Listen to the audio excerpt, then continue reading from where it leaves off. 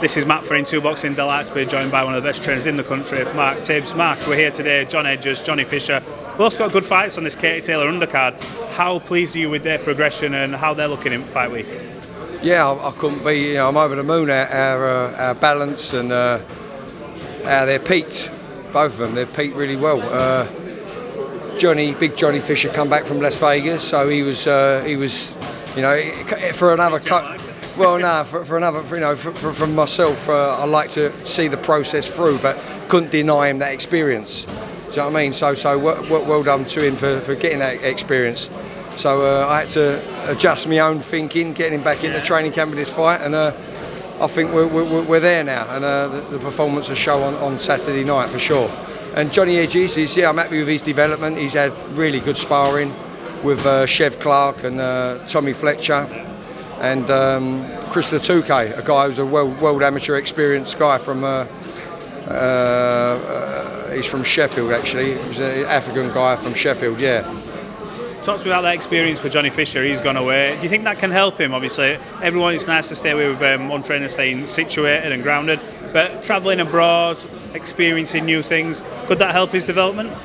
Well, listen, I've seen more people being ruined by doing what Johnny did, but they had never had people looking after him. Yes. But his management and Joe Joyce's team are all one. So they managed the situation very, very well. And Salas is a world-class trainer, so he was in good hands. And from what I can understand and look at Johnny's nick when he first come back, he was in great nick. Yeah. What can we expect off? We'll start with Hedges, John Hedges this Saturday. Obviously, I asked him, is there any pressure for him to get a knockout because of how good the last one was? Does he feel it? Because when you're young and you're building your record, you want to be entertaining, but ultimately, it's important to win. So, what can we expect to see from him this Saturday? Well, I hope Johnny, I know he is, but I hope he knows it himself that he's mature enough not to look for the knockout. See, that's the secret. That's what he said, he mentioned. Did he? I didn't know he said that. But listen, he's got to be mature enough not to look for it. He's got to enjoy every second of every moment in that ring. And then it'll come. Yeah. But if you look for it, you're going to make it hard for yourself. Johnny Fisher, obviously the Bosch Army, just keeps growing and growing. I see more of his dad on social media than I do him at the minute. Great family. How pleased are you with Johnny? And again, what sort of side to him are we going to see? Are we going to see the Romford Bull where he just bulldozed someone over? Or are we going to see different parts of his game? Well, going on his last performance, he was very, very measured. He picked his shots very well and his distance very, very well. And I want him to trust that distance a little bit more, get a little bit closer, so our elbow can be slightly bent on impact, if you know what I'm saying. But I don't want to put too much pressure on him because he's growing up very, very nice in the boxing world. Yeah. Let's talk about Ebanie Bridges, IBF world champion.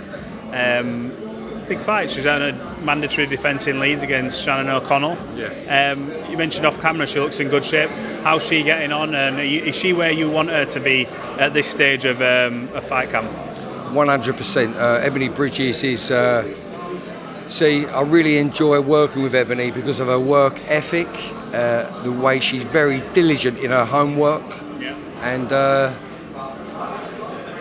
I don't want to talk about how she's looking because it's not right, but I'm very, very happy with where we're at. 7 or 6 weeks out till fight night, 10th of December in Leeds. Yeah, very, very happy. She's voiced concerns that apparently Shannon's team hasn't signed up to drug testing. Is that a concern from your part, or do you just look at the training side of it? Listen, she's got Ebanie and have got their teams that oversee that sort of thing, and I am aware of Ebanie's concerns for sure, and she has noted it to me. But it's in capable hands. She's got a team and a lawyer that looks after, as I say, them points that she's raised. Yeah. Fury Chisora, the fight none of us really were asking for, but it's the fight we're getting. Apparently 50,000 tickets have flown out the door. 50,000 for Fury Chisora. Can I get your opinion on this trilogy and what can we make of it? Obviously Tyson was saying he wanted Joshua, that's not happened.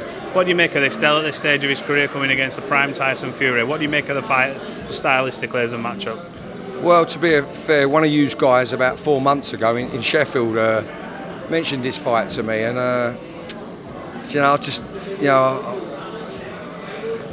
it didn't do nothing for me personally.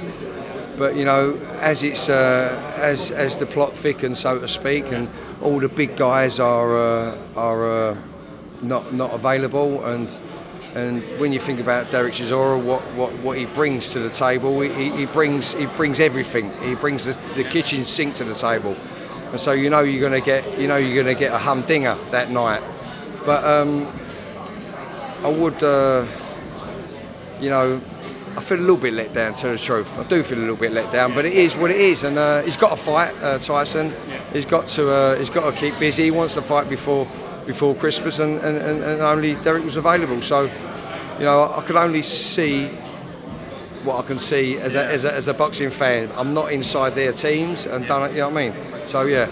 Deontay Wilders made his return against Robert Helenius, stunning one-punch knockout. I think someone said it was the fewest amount of punches thrown by a winning fighter or something like that. 3 punches in total, one which turned Helenius' lights out. What do you make of his return to the sport of boxing? He's good for the heavyweight division, isn't he? Excitement, that one punch switch off. 100%. I'm glad Deontay Wilders back on the scene, puts a bit of fear into the guys at the top. And a bit of excitement into us fans and people in the business, for sure. And let's hope that he starts knocking on the door to Anthony Joshua. Some of our British guys. Yeah, for sure. That would still be a mega fight, wouldn't it? Now, even though Anthony Joshua's coming off back-to-back losses to Usyk, Usyk's a phenomenal fighter, but that surely is an absolute blockbuster. Wilder Joshua. Yeah, he's a blockbuster. But listen, I don't think. I'm not sure if he'd really want that, because Tyson Fury gave him another opportunity to fight for the world title, and they wasn't too forthcoming, if you know what I'm saying. And I'm not sure if he'd want to jump straight back in with Deontay Wilder. He can punch, man. You know what I mean? My last point from me, someone who now trains a female fighter. I know you've got obviously Elle Brooke in the gym and stuff like that as well. Can I get your opinion on Clarissa Shields, Savannah Marshall? Incredible main event, co-main event as well. Michaela Mayer, Alicia Baumgartner. Terrific advert for boxing, not just women's boxing.